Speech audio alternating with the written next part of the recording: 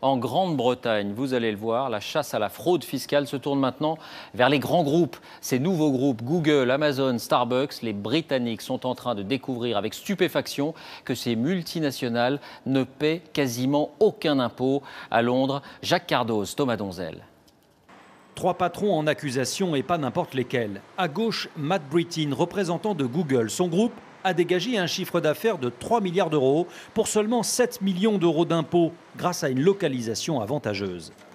Nous avons choisi l'Irlande pour plusieurs raisons, en particulier pour sa fiscalité compétitive.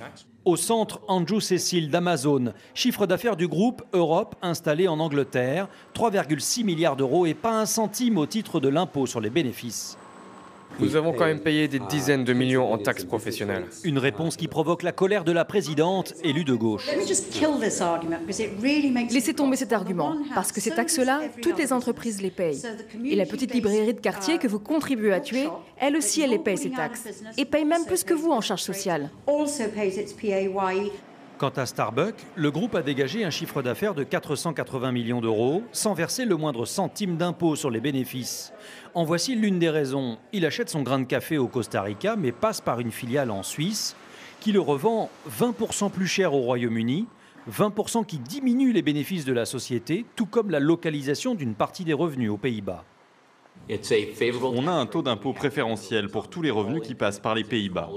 Voilà pourquoi vous êtes aux Pays-Bas. Ce n'est pas la raison, c'est l'un des avantages. Non, c'est uniquement pour ça.